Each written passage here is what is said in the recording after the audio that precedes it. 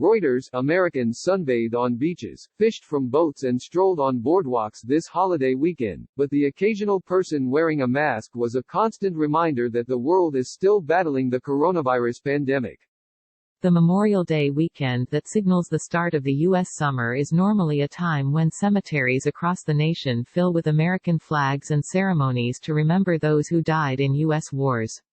This year the holiday week is when the U.S. death from COVID-19 is expected to exceed 100,000. The New York Times filled its entire front page with the names and selected details of 1,000 victims on Sunday to try to capture the humanity of the lives lost. "We were trying to capture that personal toll," Mark Lacey, the newspaper's national editor, told Reuters.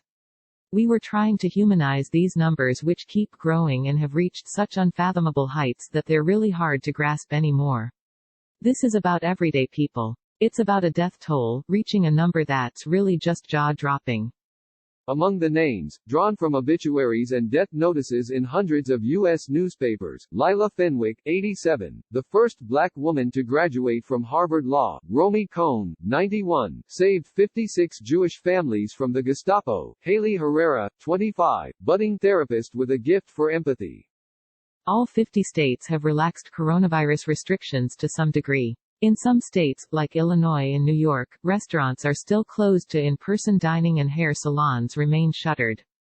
In many southern states, most businesses are open, with restrictions on capacity. Last week, 11 states reported a record number of new COVID-19 cases, including Alabama, Arkansas, Minnesota, North Dakota, New Hampshire, Maryland, Maine, Nevada, Utah, Virginia and Wisconsin, according to a Reuters tally. It is not clear if the cases are rising from more testing or a second wave of infections. Total U.S. cases are over 1.6 million, the highest in the world. A plea by health officials and many state governors to wear masks in stores and in public is being met with protest and resistance from some Americans. Social media is filled with videos of businesses turning away a few angry customers who refuse to cover their mouths and noses. "We need to be wearing masks in public when we cannot social distance. It's really critically important we have the scientific evidence of how important mask wearing is to prevent those droplets from reaching others," Dr. Deborah Birx, response coordinator for the White House Coronavirus Task Force, said on Fox News Sunday.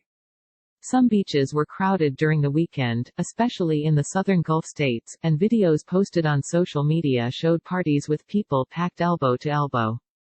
But it appeared that Americans were largely adhering to health experts' warnings on maintaining social distancing. Thomas Gill, a spokesman for the United States Lifesaving Association for Beach Lifeguards, said on Sunday that his home sands of Virginia Beach were not crowded. Relative to past Memorial Day years, it was average, not highly crowded, he said. "We are lucky in that we have a very wide beach. The groups were all nicely separated.